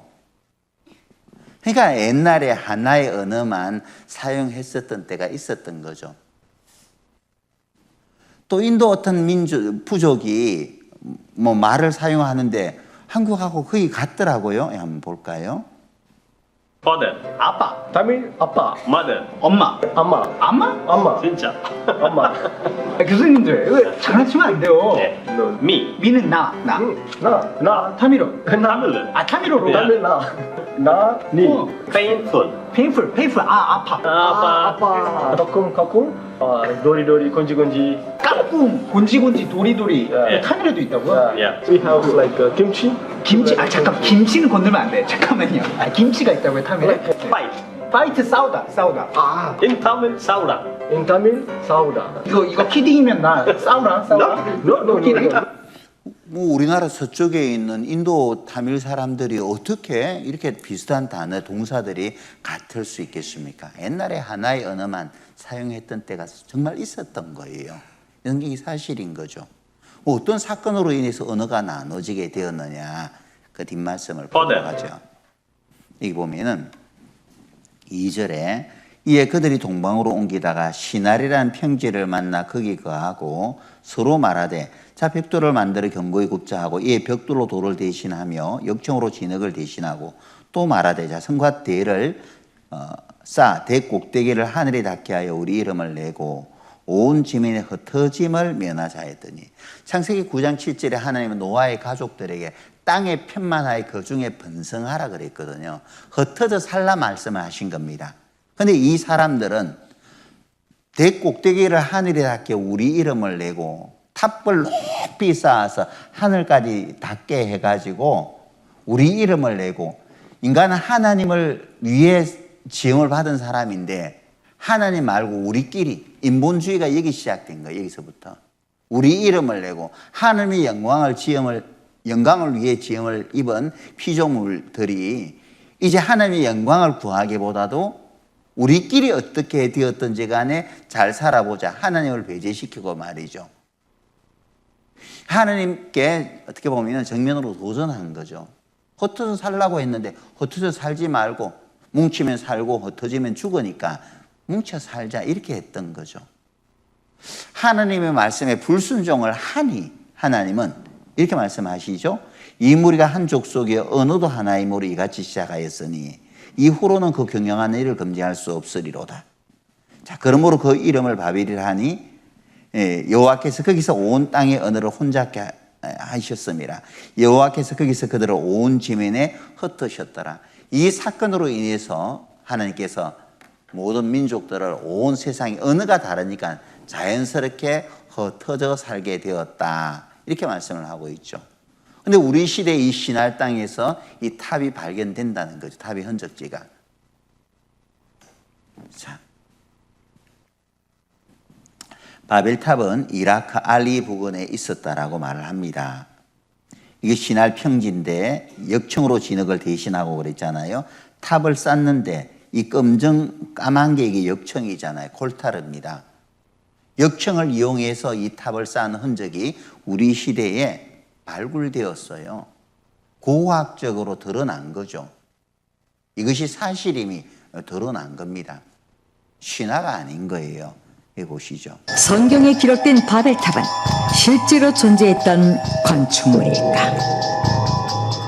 역사가 헤로도토스의 기록에 따르면 바벨탑이 붕괴되고 천여 년의 세월이 흐른 기원전 600년, 네부카드네자르 왕은 고대 바벨론의 영광을 재현하기 위해 벼로 변한 바벨탑 터에 고대 바벨탑을 복원했는데, 헤로도토스는 그 당시 지어진 새 바벨탑을 직접 목격했으며 새 바벨탑이 니므롯 시대의 도안을 그대로 따랐다고 주장했다.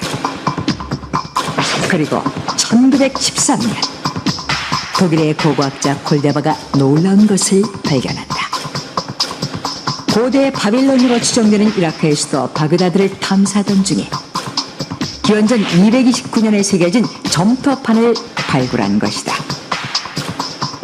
점토판에는 헤로도토스의 주장대로 네부카드네자르 왕이 바벨탑이 붕괴된 자리에 새로운 바벨탑을 재건하려 했다는 기록이 들어있었다. 지구라트 중 하나였던 에테메난키 발굴 현장에서 엄청난 단서가 발견된다.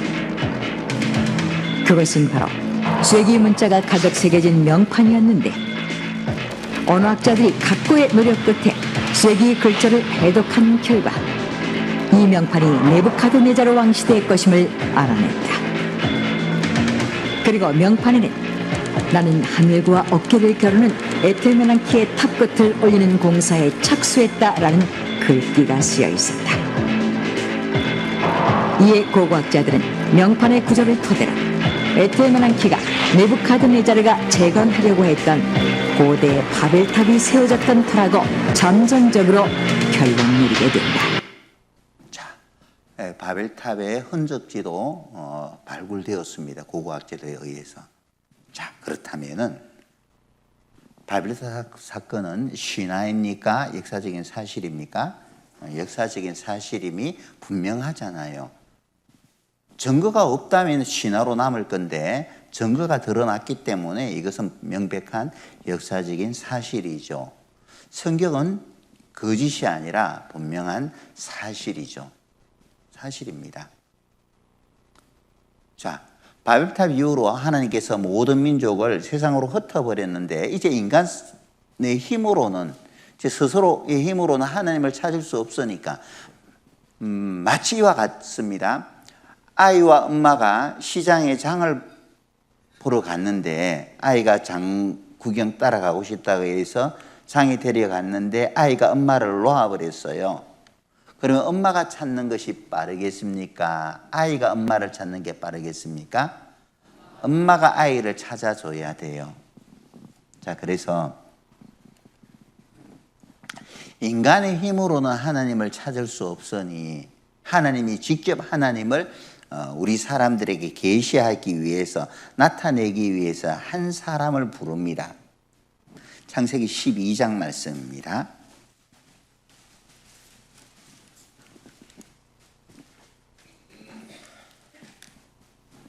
창세기 12장 1절입니다.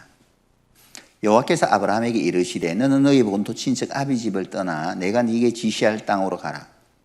내가 너로 큰 민족을 이루고 내게 복을 주어 내 이름을 창대케 하리니 너는 복의 근원이 될지라. 하나님께서 아브라함이라는 한 사람을 부릅니다.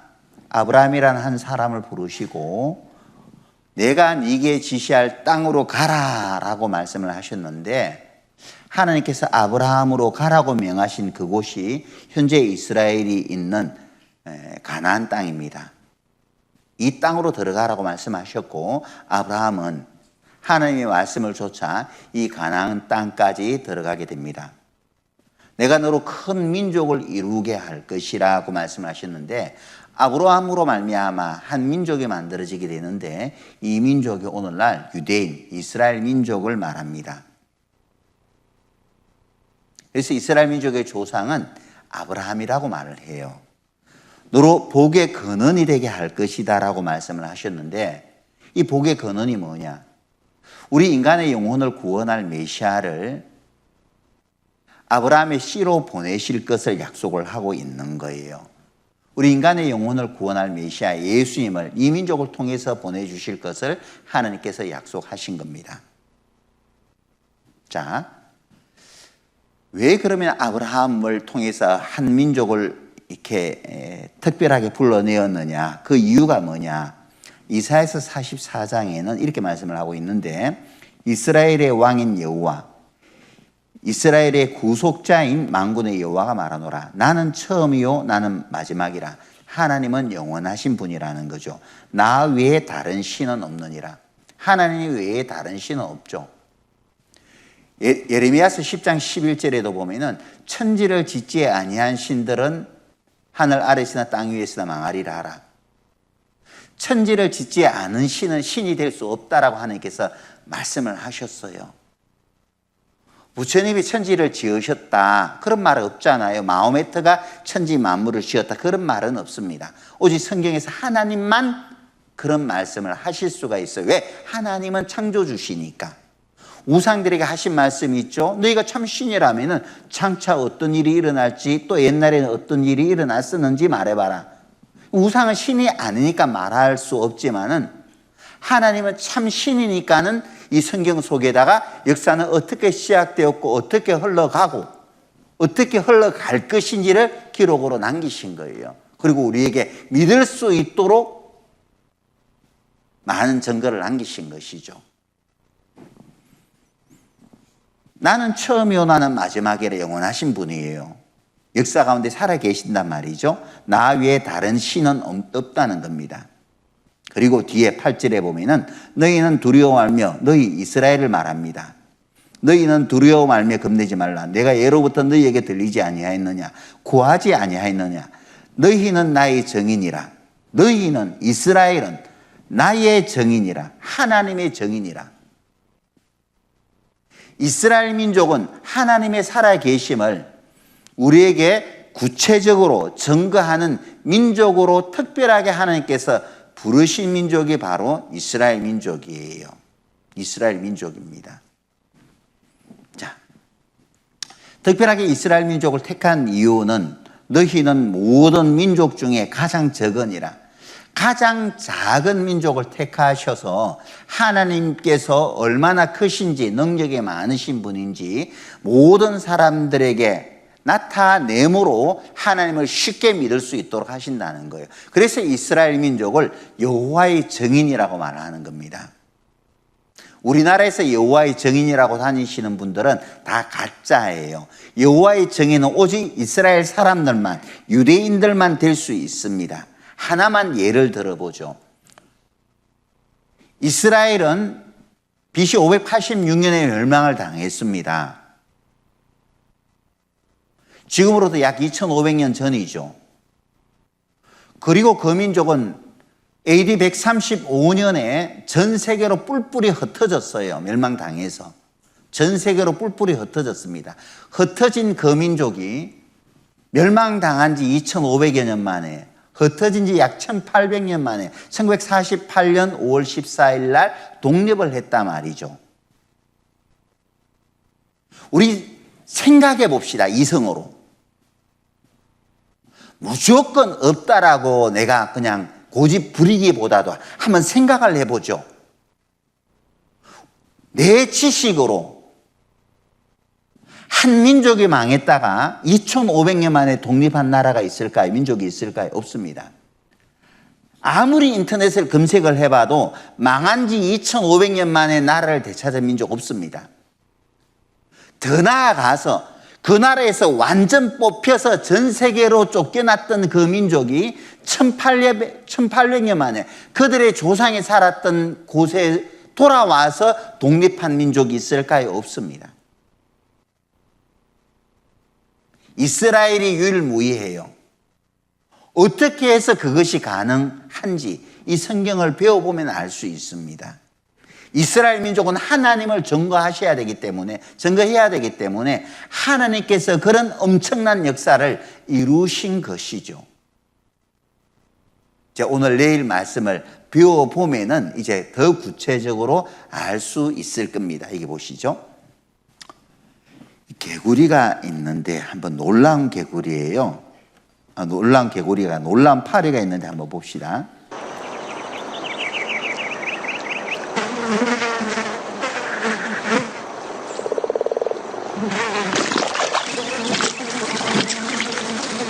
어이, 큰일 났네. 큰일 났어요.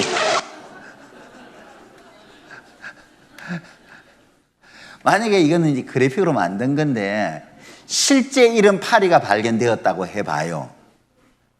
전 세계 막 토픽일 거예요. 그리고 뭐 곤충학자들이 이 파리 채집하려고 난리가 날 겁니다. 도대체 그 힘이 어디서 나오냐? 신기할 거잖아요. 도대체 이 엄청난 힘이 이 개구리를 끌어올릴 정도의, 자기보다 몸무게가 수백 배 되는 개구리를 끌어올리는 힘이니까 도대체 그 엄청난 힘이 어떤 유전자를 가졌길래 개구리를 끌어올릴 수 있겠느냐? 관심의 연구의 대상 아니겠어요? 이스라엘이 이 파리와 같다는 거예요. 이스라엘의 영향력은 이루 말할 수 없다는 겁니다. 하나님의 정인이기 때문에, 이들 뒤에 하나님이 계시기 때문에 인간의 이해론, 인간의 생각으로는 도저히 이해가 되지 않는 민족이 바로 이스라엘이라는 이 민족입니다. 자,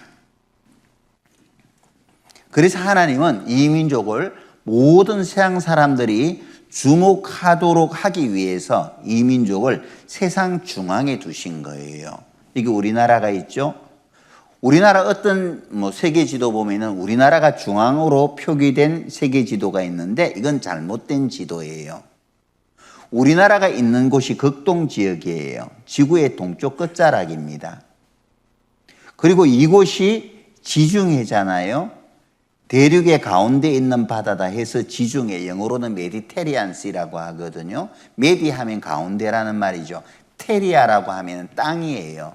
대륙의 가운데 있는 바다가 이 지중해입니다. 바로 지중해 곁에 이스라엘이라고 하는 나라가 있어요. 이스라엘이 세상 중앙에 있다는 거죠. 전 세계 사람들로 하여금 이스라엘을 주목토록 하기 위해서 하나님께서 의도적으로 이 민족을 세상 중앙에 두셨다는 거죠. 시간이 참 어중간하네요. 길게 하려고 하니 약속 시간이 목사님 35분이 넘으면 안 됩니다. 꼭 35분을 지켜줘야 됩니다. 그렇게 말씀을 하니 오늘은 조금 빨리 맞춰드리고 내일은 조금 길게 할까나. 그래요. 어쨌든 말씀을 졸지 않고 잘 경청해 주셔서 오늘은 또 빨리 마칠 수 있었던 것 같습니다. 자, 따라해 볼까요? 성경은 신화가 아니라 사실이죠. 사실이다. 성경 사실 맞아요? 성경은 사실이에요. 부인할 수 없잖아요. 증거가 있으니까 덮어놓고 믿으라고 하면은 좀 반감도 일어나겠지만은 명백한 증거가 있으니까 부인할 수가 없는 거예요. 성경은 사실이고 또 하나님은 더욱더 구체적으로 하나님을 증거하기 위해서 이스라엘이라고 하는 하나님의 정인을 세운 거예요. 내일 이스라엘 민족의 역사를 우리가 자세히 배우다 보면은 절대 우리는 하나님을 부인할 수가 없습니다. 제가 총각 때 학생들 상담하다 보면은, 청년들 상담하다 보면은 나름대로 대학생이고 하니까는 안다 싶어서 빼딱하게 네 말해봐라, 네가 알면 얼마나 알겠나 이렇게 빼딱하게 들거든요. 근데 이스라엘 민족의 역사를 조금 이제 함께 이렇게 배우다 보면은요 태도가 확 달라져요. 이렇게 본단 말이에요. 왜냐하면은 우리가 생각할 수 없을 만큼 더 구체적으로 이 민족을 통해서 하나님은 하나님을 계시하시기 때문에, 나타내시기 때문에 그래요. 내일도 정한 시간에 또 뵙도록 하겠습니다. 함께 기도하겠습니다. 살아 역사하시는 고마우신 아버지 하나님 감사합니다. 우리에게 이렇게 하나님을 또 말씀을 통해서 자세히 배울 수 있는 귀한 시간 또 허락해 주심을 감사합니다. 우리 가운데 불어 하나님을 배척하지 않도록 도와주시옵소서. 우리 마음을 더욱더 활짝 열어주셔서 살아계신 하나님을 마음으로 받아들일 수 있도록, 인정할 수 있도록, 나아가 믿을 수 있도록 하나님께서 도와주시옵소서. 내일도 많은 또 유혹들이 또 따르겠지만 그 유혹들 잘 이겨내고 다시금 말씀 앞으로 꼭 불러주시기를 간절히 원합니다. 늦은 밤 돌아가는 걸음도 인도해 주시고 또 편안한 밤 되게 도와주시옵소서. 주 예수님 이름으로 기도하였습니다. 아멘.